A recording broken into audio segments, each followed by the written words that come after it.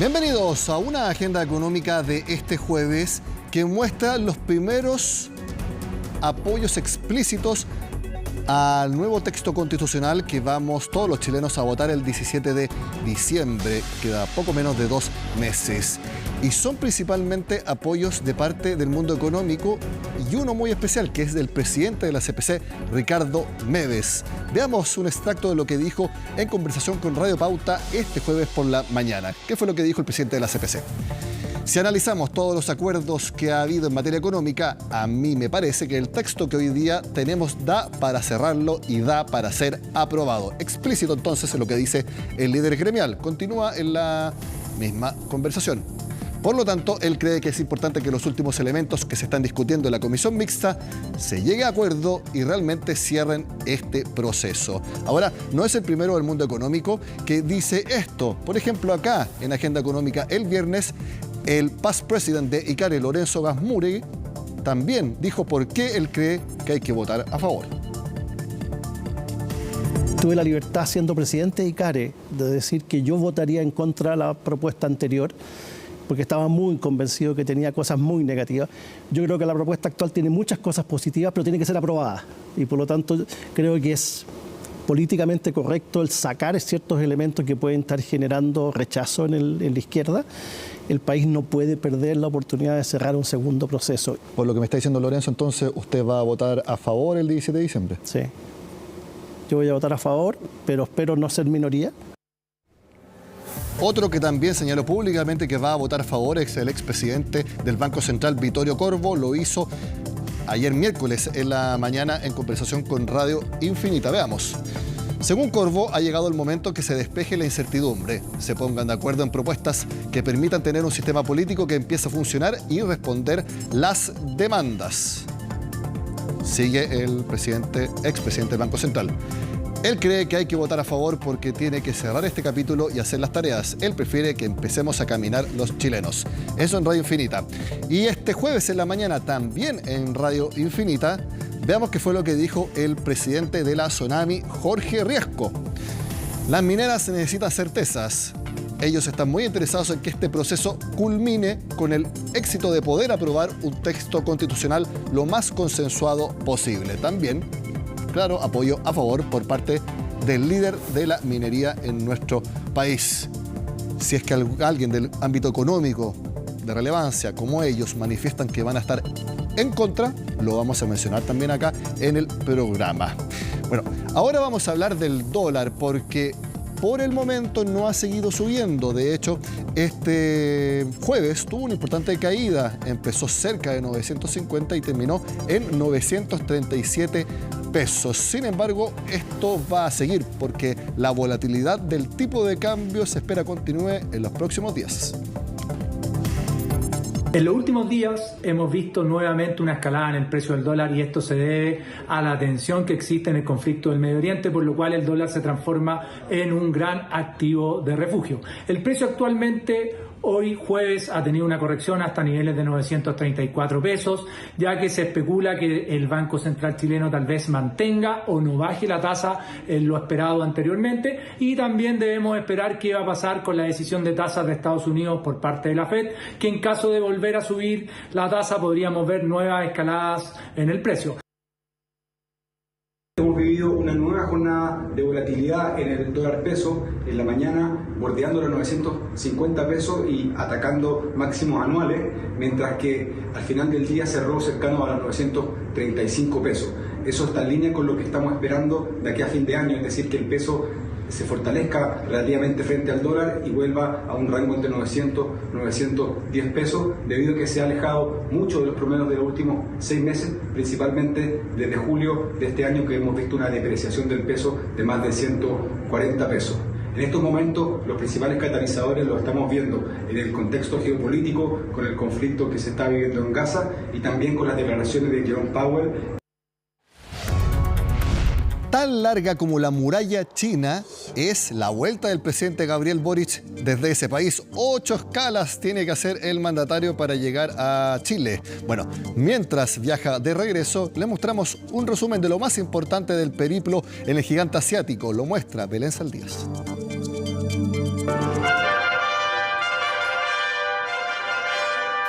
pero intensa. Así fue la gira del presidente de la República, Gabriel Boric, a China.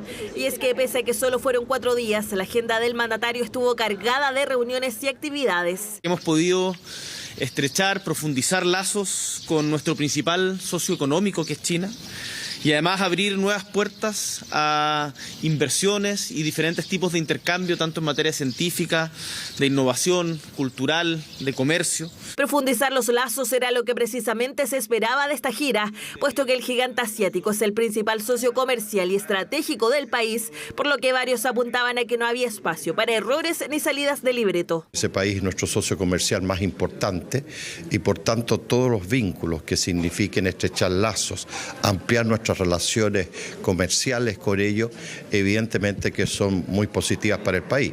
Y en ese sentido creo que esta gira apuntó justamente a fortalecer. Gira muy relevante, probablemente la gira más importante que ha tenido el presidente Boric durante su mandato en términos de las alianzas comerciales, económicas que se están generando con el gigante asiático. Valoración del viaje presidencial que se extendió no solo en el oficialismo, sino que también en la oposición. Sin embargo, esto no evitó que surgieran diversas críticas por el actuar del mandatario. Siempre es bueno mantener buenas relaciones comerciales con un país tan importante para nosotros como es China. Por lo tanto, lo positivo sería las reuniones que sostuvieron y esperamos que por supuesto se traduzca en inversión que llegue a nuestro país en tecnología y en trabajo en conjunto.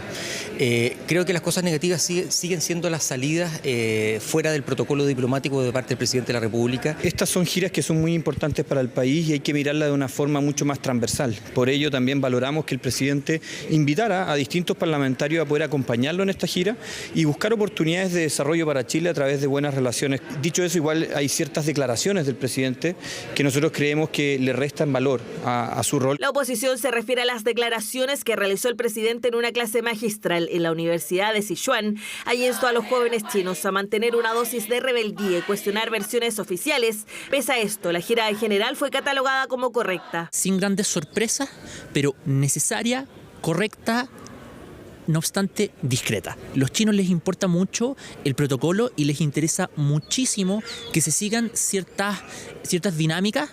Y el presidente demostró la capacidad de hacer esto y por tanto Chile está demostrando una vez más que puede ser un socio confiable. Protocolos que se habrían seguido en gran parte, ya que el mandatario tampoco habló sobre derechos humanos como se pensó en algún minuto. Lo que sí hizo fueron varios anuncios, entre ellos acuerdos de cooperación y una de las cosas más importantes, la inversión de una empresa china por más de $230 millones en litio para potenciar la estrategia nacional de este mineral. Es una muy buena noticia. Esta empresa Tsingshan genera empleo primero. Aparte los ingresos fiscales que puede generar en impuestos, en desarrollo para la zona, un nuevo núcleo, digamos, de industria que no estaba anteriormente, digamos. Una gira con la que se reafirmó la relación entre ambos países. Incluso el presidente Boric invitó a Xi Jinping a visitar la Antártica después de la PEC del 2024, algo que no habría sido casual, ya que China ha presentado un alto interés en ese territorio. El Ministerio de Obras Públicas también fue a presentar el plan de licitaciones que tiene contemplado para el próximo año. Veamos qué fue lo que dijo la ministra del ramo. Por parte del Ministerio de Obras Públicas hemos tenido un conjunto bien significativo, cerca de 10 reuniones bilaterales con empresas. Mostramos nuestra cartera de proyectos, contamos lo que es nuestro programa de concesiones, su experiencia y sus fortalezas. Y pudimos entrar en detalle de los proyectos que tenemos para licitar hasta el año 2027 por $15.000 millones. Hay mucho interés de las empresas chinas, tanto por la construcción de hospitales, por la construcción de carreteras, los nuevos tramos de la Ruta 5 y el conjunto de obras que se contempla para mejorar nuestras ciudades a través de teleféricos, tranvías, en fin, una cartera bien potente. Hacemos la pausa en Agenda Económica y al regreso analizamos si es que los fondos mutuos, al menos en las comisiones que se cobran para su administración, son muy caros en Chile. Un tema que han dado vuelta en el mercado local. Lo analizamos al regreso.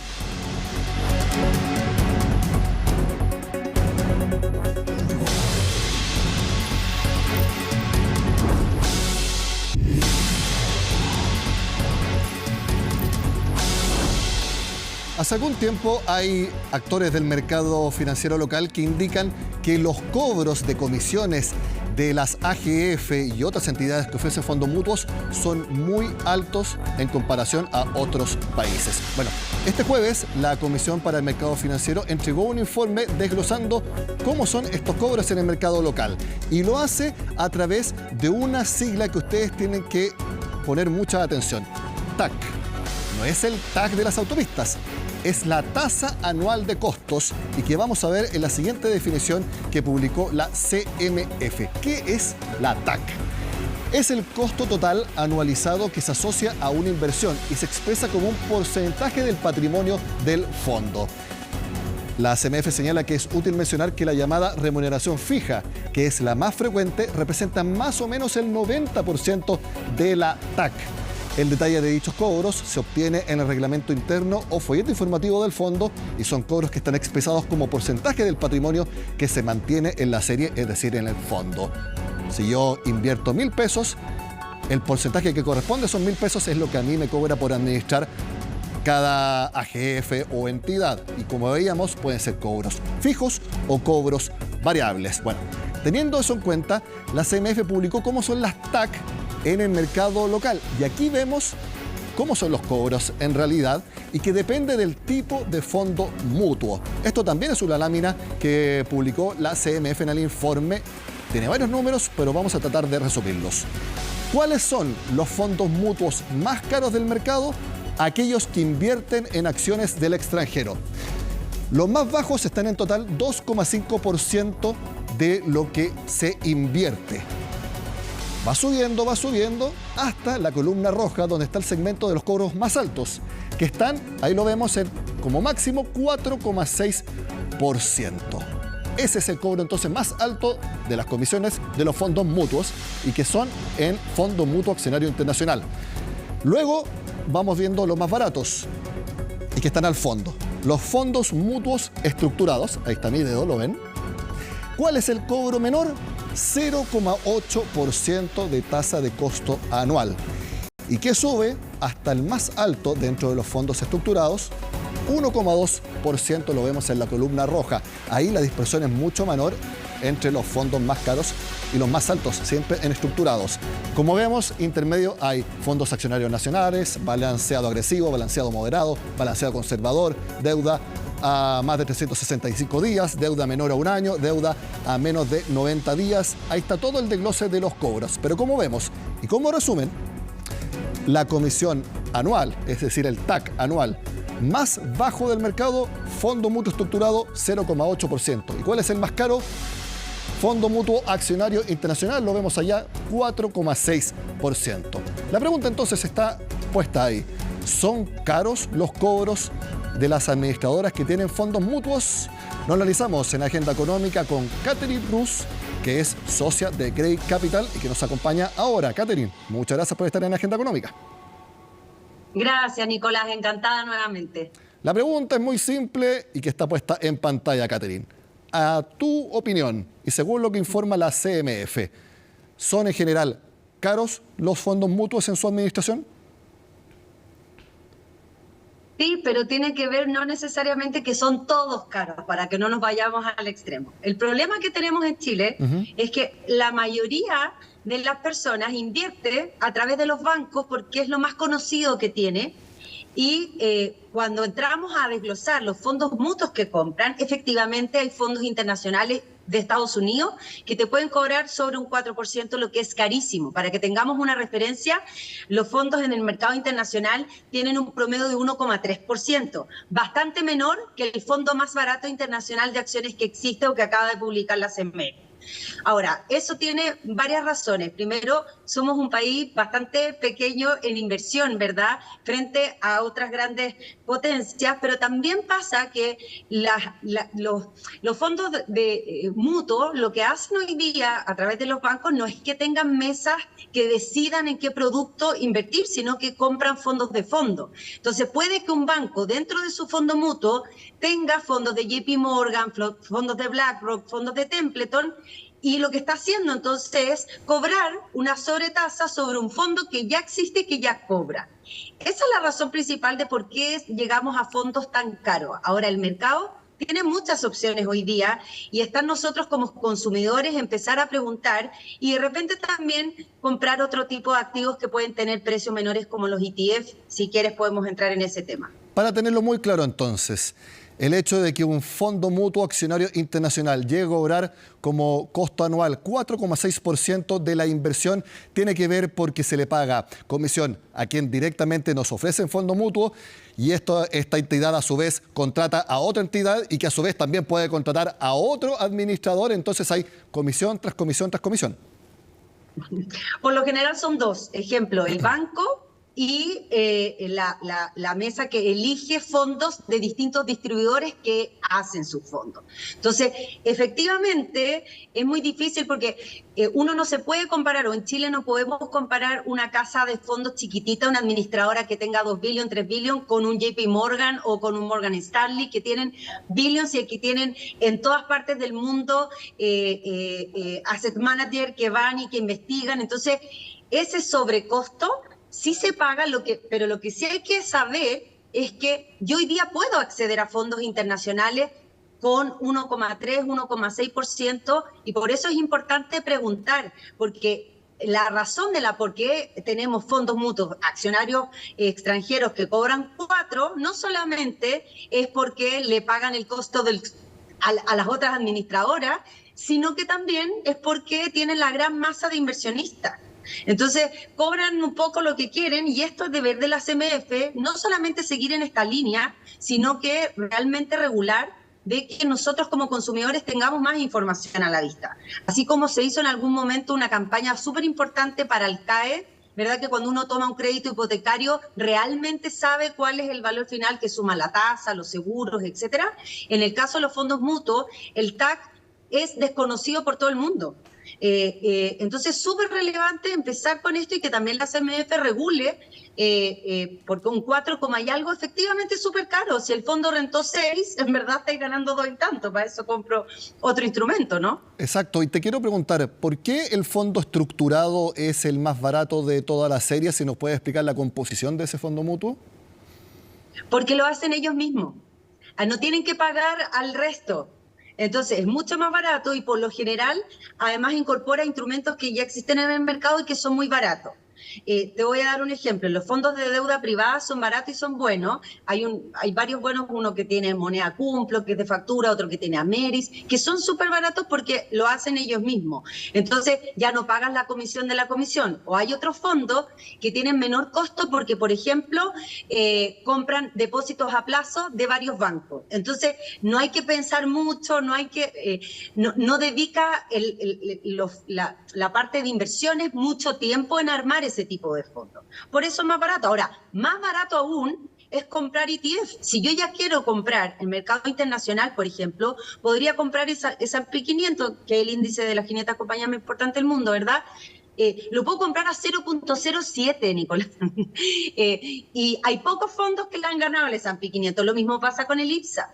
Entonces, lo que quiero explicar es que también es responsabilidad de nosotros como consumidores empezar a tratar de entender estos términos que a veces parecen difíciles, pero que es importantísimo preguntar porque puedes dejar de ganar mucho dinero por estar en estos fondos que son tan caros. Y hay que darle bastante peso a la hora de decisión lo que nos cobran como TAC, porque también es importante cuál es la rentabilidad esperada de ese fondo, porque si un fondo, vamos a hacer el caso, tiene un 2,5% de TAC y la rentabilidad es de 5%, ahí hay que restarle el TAC, entonces tenemos simplemente una rentabilidad para nosotros como inversionistas de 2,5%. Exactamente, por eso es relevante. Es lo mismo y yo diría que este tema tiene que agarrar más relevancia porque cuando nosotros empezamos a saber en paralelo lo del CAE, empezamos a entender de que si uno comparaba bien la tasa, más el seguro, más todos los costos asociados, entonces sabías cuál el crédito hipotecario realmente te conviene más. Acá pasa lo mismo, porque la diferencia de las rentabilidades de los fondos en cada categoría no son tan diferentes. Entonces sí me importa el costo. Y por eso también hay que aprovechar que hoy día hay no solamente Grey Capital, un montón de asesores financieros que están regulados por la CMF y que te pueden ayudar a tomar mejores decisiones en ese sentido. Cuando Chile tenía una profundidad financiera mayor, estoy hablando antes sobre todo del tercer retiro de fondos de las AFP, ¿estas comisiones eran menores? Porque uno puede entender que a mayor profundidad del mercado financiero puede haber más opciones de inversión. O ya me lo mencionaste con tu expresión, no, era bastante parecido. Iguales. Eran iguales, o sea, no ha cambiado. Iguales, nada. Y de hecho, lo que ha pasado es que el mercado chileno es súper competitivo y aún así tenemos estos precios. Acá hay bastantes actores en el mercado, bastantes AGF, entonces debiera ser más competitivo. El tema es que no por la profundidad que tenemos, justamente, por ejemplo, con las compras de la AFP, se hizo más barato. Eso no ha cambiado en el tiempo. Ahora, en la medida que la CMF regule más y que estos temas como ustedes los toquen y las personas se empiecen a informar, por supuesto que van a empezar a bajar los costos. Y esto al final si las personas saben más, lo que va a terminar pasando es que el mercado se autorregula. Bueno, vamos a seguir hablando de estos temas entonces. Catherine Rus, socia de Grey Capital. Gracias como siempre por hablar con nosotros. Encantada. Octubre es el mes de la educación financiera. Aquí también hacemos nuestro aporte en Agenda Económica. Sigan con nosotros acá, en CNN Chile.